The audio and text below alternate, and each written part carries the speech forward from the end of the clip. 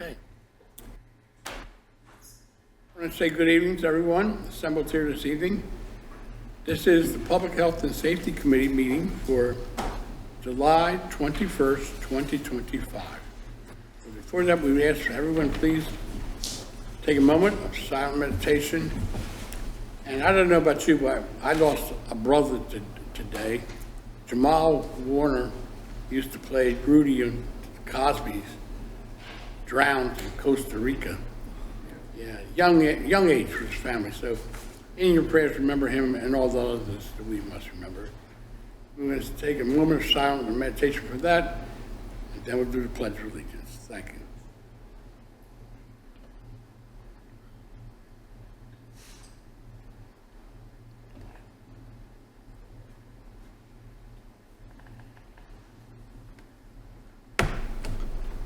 Thank you. Please stand for the Pledge of Allegiance, please. Oh, yeah. Thank you. I pledge allegiance to the flag of the United States of America and to the republic for which it stands, one nation, under God, indivisible, with liberty and justice for all. Thank you.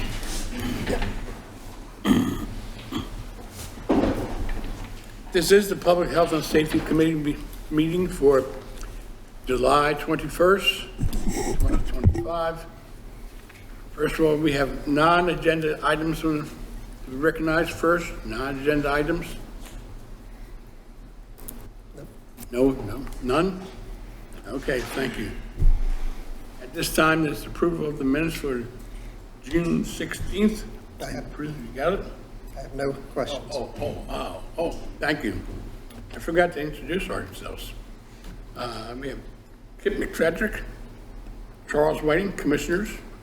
We have assembled in the audience. We have Alex Bohm, our solicitor, and our township manager, Pat Sassio. Thank you. Now we'll proceed. We did the approval of the minutes, right? Yes. Okay. Next we'll have the reports from our committees. Police Chief, please. Yes, sir. Good evening. A brief summation of police department activity for the month of June. We had 1,858 calls for service. Top 3 calls of service were traffic stops, medical emergency, service calls, suspicious circumstances, and hazardous conditions.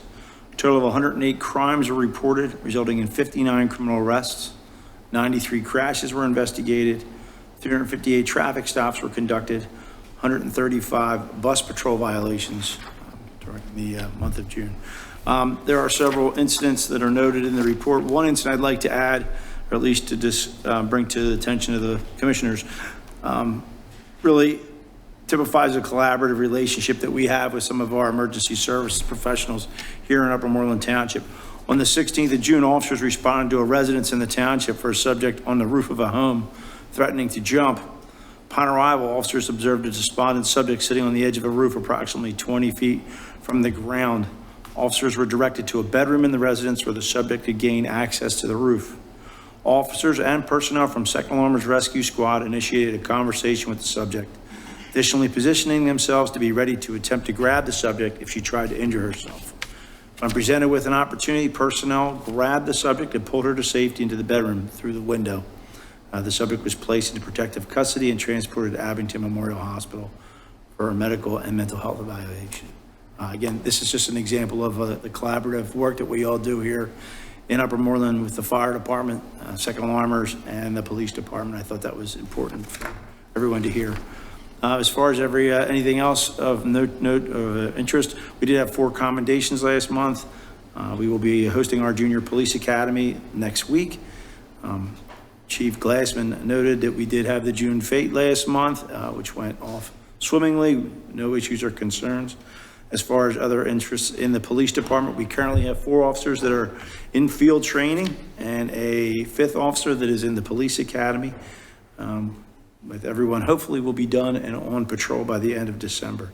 I will also add that we have selected an officer to attend canine school, and they will begin canine school later this month, so we'll have a new canine on the street in Upper Moreland Township. So that's all I have. Thank you. Thank you. Do we have any commissioner comments for the police chief? No. Any public comments for the police chief? No. No? Okay, Chief Glassman, good evening. Thank you, Commissioner. It's my privilege to present the June Fire Department report. There was 137 total calls, 605 for the year, 30 fire permit inspections, 123 for the year. The fire department collected $51,754 in fees. We had several incidents. On June 3rd, we had a chlorine hazmat incident at the country club. On June 6th, we were operated with the police department as second alarmers at a fatal car crash at Davidsville and Karen Lane. On 6/19, we had a windstorm, rainstorm. The fire department handled 38 calls in a 12-hour period. That's 38 calls in 12 hours. In the first 2 hours, 25 calls. On 6/29, we were at a double fatal car accident on the turnpike, so it was a bad month for car accidents. Please buckle up and slow down. We participated in 5 events, 120 people. The Girl Scouts visited the firehouse. And on emergency management note, on 6/19, we had a partial opening of the EOC due to the storm. And that concludes my report, pending any questions. Any commissioner comments for Chief Glassman? Just, it's nice to have all these new volunteers. Help. Doing a good job. Help. Any public comments for Chief Glassman? Okay, thank you. Ken, please. Thank you, Commissioner. You have the statistics for you for June 2025. No significant changes there. Continues to be a busy time and another busy month of transports. Nothing concerning there. Busy month again with details. Some people mentioned the June fete, some other details that we had going on. Supported a live burn just across the border, live burn drill in Upper Dublin Township, just across the border in the middle of the month. It took up some resources. Naloxone administration for the month of June was 2 interventions by EMS. I'll give my monthly disclaimer. That doesn't mean there weren't more times that naloxone was given, just means it was only given twice by our providers. It may have been given by other responders or bystanders. A little bit concerning is the June staffing report, and those numbers are June, I assure you, even though they say May. As you can see, and as you've heard in previous months' meetings this year, staffing had been getting better. And the past couple months, we are once again starting to suffer and having to downgrade staffing amongst our stations. So June of 2025, a downgrade to BLS staffing was 227 hours as opposed to 97 hours last year. And a downgrade, unfortunately, to no status at all was 184 hours as compared to 7 hours last year. So we're continuing to work on what we can do. We have hired a couple of full-time EMTs. We have a couple of our current EMTs who are in the paramedic program. Again, some of that thanks to a grant program sponsored by Willow Charitable Fund, but they have about a year in school before they'll become paramedics. We're taking delivery of our next ambulance, hopefully in August or September. We did award the financing package for that to Penn Community Bank. Our EMT class started on June 24th. We currently have 6 students in there and they're moving through well. And I'll have more of an update again on House Bill 1152 next month. I'm headed back out to Harrisburg this Thursday for meetings about it. But again, I can't stress enough how important it is for the members of the public to speak with their state elected officials, especially their representatives, and let them know how important 1152 is, which will provide patient protection, direct payment to EMS, and a state regulated fee schedule, all topics you've heard me speak about ad nauseum in the past. That's my report. Happy to take any questions if you have them. Have we sent as a township a letter supporting that? I don't think we've asked for it yet. I agree. I know we discussed it, but I don't think it was a request as yet. Any commissioner have a problem with sending a letter and supporting this?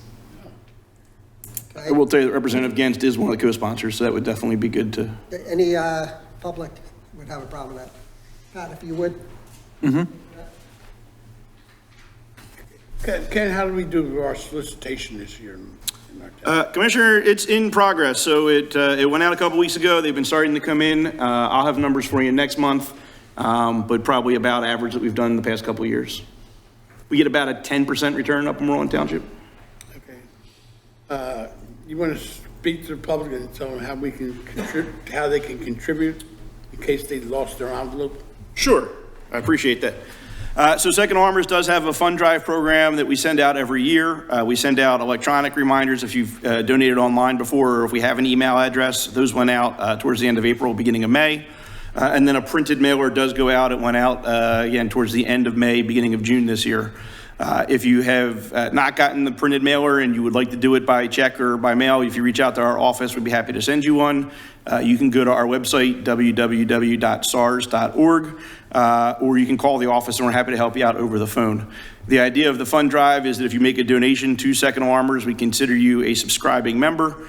We provide service to everybody when you call 911, whether you're a member or not.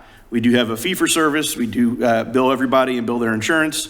If you are a subscribing member, once your insurance has paid everything that they are responsible to pay, if you were to have any leftover out-of-pocket expense, we are allowed to write that off as a courtesy for our subscribing members. So for, I believe it's $45 for a senior single, goes up to, I believe, $100 for a family. And if you contribute in that amount and you do require our services, once your insurance has paid what they're responsible to pay, we will write off any balance as a courtesy. Thank you very much. Thank you, Commissioner. Okay. We have no old business, but we have some new business, and we're going to ask Chief Bendick to please talk about the new ordinance for speed. Yes, sir. On July 7th, a complaint was received concerning vehicles parked along the south side of Turnpike Drive. In its current form, the township ordinance permits the parking of vehicles on this section of Turnpike Drive. Concerns do exist regarding obstructed sight distance and restricted turning movements for vehicles exiting businesses situated along the south side of Turnpike Drive. I did have an occasion to visit with the business owners there and ask their input to see if this would be any adverse effect on their operations or anything of that nature. They said there would be no concerns with it and actually did support the measure. So it is recommended that the commissioners allow us to move forward with crafting this ordinance amendment and advertising same for adoption at the next township meeting. Okay, I was the one that brought this up. Turnpike Drive, I'd go by there in the morning, there'd be 12 tractor trailers parked on the street on Turnpike Drive. We just painted it, or paved it. And these are car haulers, anybody that's a private person, that's where they park to save money. There's oil dripping. I found bungee cords laying around and stuff. So I brought it up to see. I also went to the businesses and they said, no, we're fine with that. So that's where it came from, if anybody wanted to know. Okay. I'm in favor of it. Okay, if we're in favor, we'll push it, moving on, Chief. Thank you. Thank you. Chief Glassman, let's talk to us about the emergency grant, FEMA. Thank you, Commissioner. I'm requesting permission to apply for a FEMA grant for recruitment intention of volunteer firefighters. The amount would be $102,000. That would give us the ability to do audio clips and engage the community a lot better in an effort to retain and recruit volunteers. Again, it's $102,000. There is absolutely no matching funds from the township required for this grant. Can you say that again, please? There is actually no matching funds from the township. It'll be 102 with found money falling out of the sky. Do we have any public comment on that? No big money from the township. Public comment? No. No commissioner comments. Move it forward. Okay, we're going to move it on then. Thank you, Chief. We have a little bit of business. There's a resident who wants to talk about the homeless.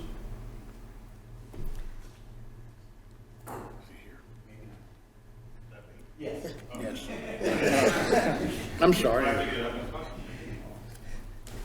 You weren't here when it was open comments. Oh, I wasn't. Sorry, give you the chance.